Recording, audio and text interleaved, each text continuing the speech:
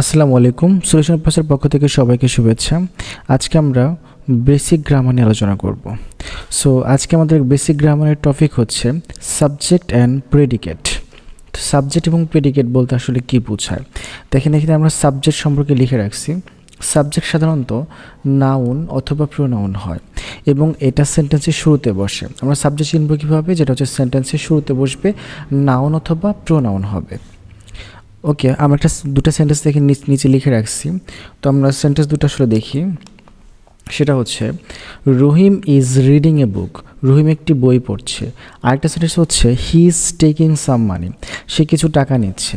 এখন বিষয়টা হলো দেখেন, এই যে ভার্ব, ইজ হচ্ছে ভার্ব, ভার্বের আগে সাবজেক্ট থাকে, মানে সেন্টেন্সের শুরুতে সাবজেক্ট বসে। তাহলে সেন্টেন্সের শুরুতে কি ওয়ার্ড আছে? রহিম আছে। তো রহিমটা হচ্ছে সাবজেক্ট। তাছাড়াও আরেকটা বিষয় হচ্ছে এই সেন্টেন্সের শুরুতে যে ওয়ার্ডটা আছে সেটা আসলে কোনো কিছুর নাম কি না, এটা একটা ব্যক্তির নাম। রহিম হচ্ছে একটা ব্যক্তির নাম। তো সাধারণত কোনো কিছুর নামই হচ্ছে, ব্যক্তি বা বস্তুর নাম হচ্ছে নাউন। তাহলে রহিমটা হচ্ছে কি নাউন। আর সাবজেক্ট ভার্বের পূর্বে যে বসে সে হচ্ছে সাবজেক্ট হয়, এবং সাবজেক্ট সাধারণত নাউন অথবা প্রোনাউন হয়। সো আমরা যেহেতু রহিমকে নাউন পাচ্ছি, এটা একটা নাউন, তো সুতরাং এটি একটি সাবজেক্ট। ওকে, এরপর দেখেন হি ইজ টেকিং সাম মানি, সে কিছু টাকা নিচ্ছে। এই যে ইজ হচ্ছে ভার্ব, ভার্বের আগে সাবজেক্ট হয়, তাহলে হি হচ্ছে আমার সাবজেক্ট।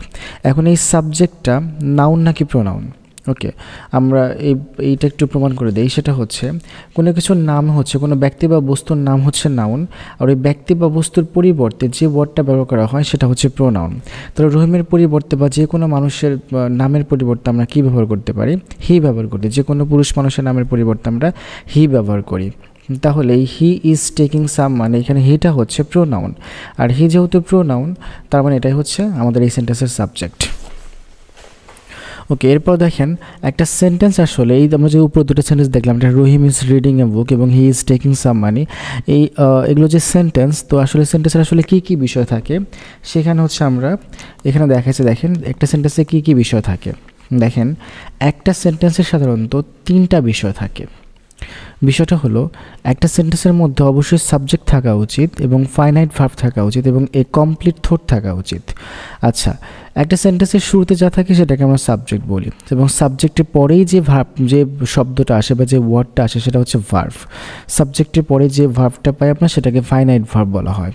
এবং ওই পুরো সেন্টেন্স দ্বারা একটা সম্পূর্ণ চিন্তা বা ধারণা চলে আসবে। থট মানে হচ্ছে চিন্তা বা ধারণা, একটা সম্পূর্ণ ধারণা পাবো আমরা। ওকে, আমরা দেখি রাকিব সিংস ওয়েল। এখানে খেয়াল করেন, রাকিব সিংস ওয়েল মানে বোঝায় যে রাকিব ভালো গান করে, রাকিব ভালো গান গায়। ওকে, রাকিব ভালো গায়। এখন বিষয়টা হলো যে এখানে দেখেন এটা একটা সেন্টেন্স। এই সেন্টেন্স দ্বারা এই সেন্টেন্সের শুরুতে কি আছে? রাকিব আছে। এই রাকিব ওয়ার্ডটা কি? কোনো ব্যক্তির নাম। তো কোনো কিছুর নামই হচ্ছে, ব্যক্তি বা বস্তুর নাম কি? নাউন।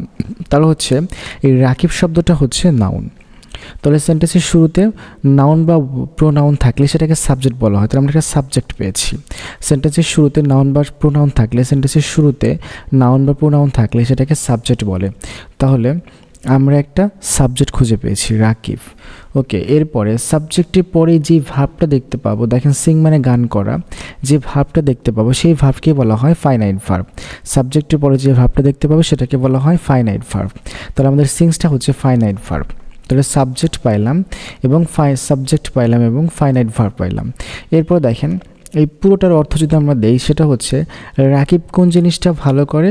গান ভালো করে। রাকিব ভালো গান গায়। তারপর রাকিব সম্পর্কে আমরা একটা কমপ্লিট থট পাইলাম, মানে রাকিব সম্পর্কে আমরা একটা ভালো ধারণা পাইলাম যে রাকিব হচ্ছে ভালো গান গায়, ভালো গান গাচ্ছে, এটার নাম হচ্ছে রাকিব। ওকে, তো একটা সেন্টেন্সের মধ্যে থাকবে হচ্ছে তিনটা বিষয় থাকা প্রয়োজন, সেটা হচ্ছে সাবজেক্ট এবং ফাইনাইট ভার্ব এবং হচ্ছে একটা কমপ্লিট থট। ওকে, এরপর দেখেন আমরা নিচের দিকে প্রেডিকেট নিয়ে আলোচনা করেছি। সাবজেক্ট এবং আমাদের টপিকটা ছিল সাবজেক্ট এবং প্রেডিকেট। ওকে, প্রেডিকেটটা আসলে কি? প্রেডিকেটটা হচ্ছে একটি সেন্টেন্সে কিছু শব্দ বা শব্দ সমষ্টি একসাথে সাবজেক্ট সম্পর্কে তথ্য দেয়।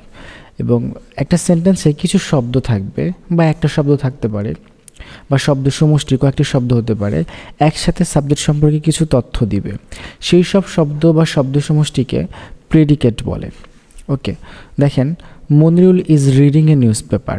তো আমরা জানি সেন্টেন্সের শুরুতে কি থাকে, সাবজেক্ট, তার মানে মনিরুল হচ্ছে সাবজেক্ট। এখন এটা যে সাবজেক্ট তার প্রমাণটা হলো সাবজেক্ট সাধারণত নাউন অথবা প্রোনাউন হয়।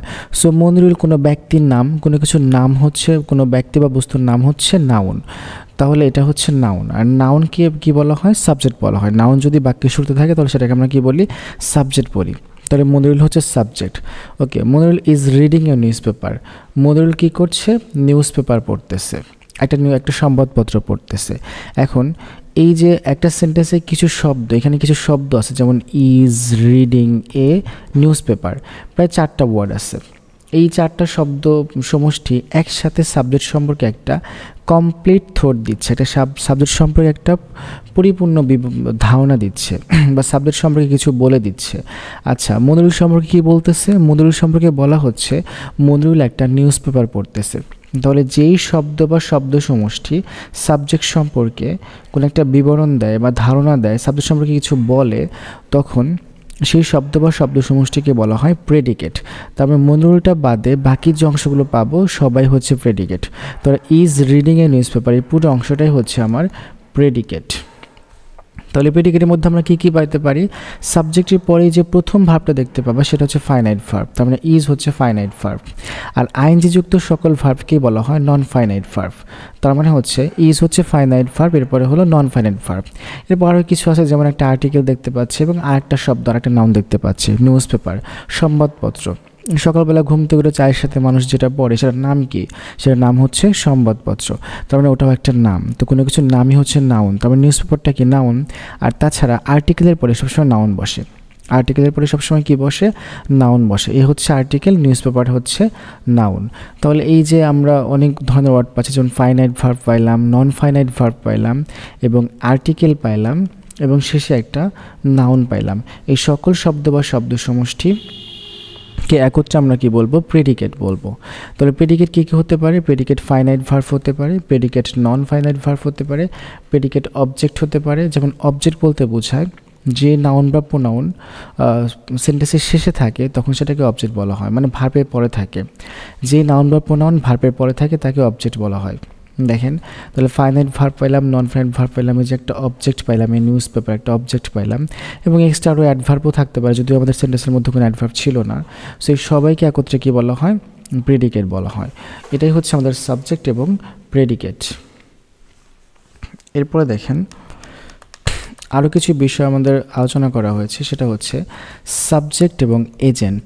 সাবজেক্ট কী এবং এজেন্ট কী।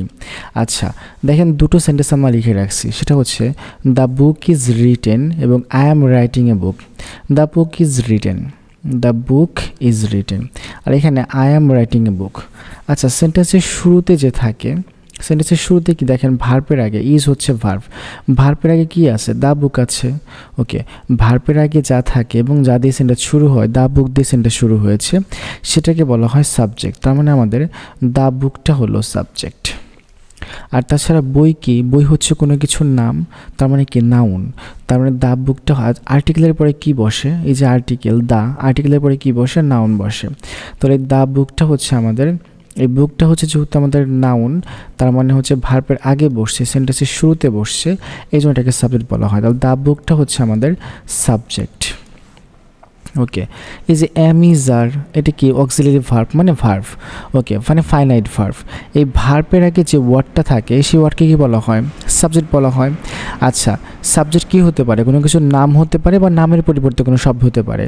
যেমন আমার নাম সুমন, সুমনের পরিবর্তে কি বসছে, আই বসছে। তার মানে হচ্ছে ধরেন আমি একটা বই লিখতেছি, আই এম রাইটিং এ বুক, আমি একটা বই লিখতেছি।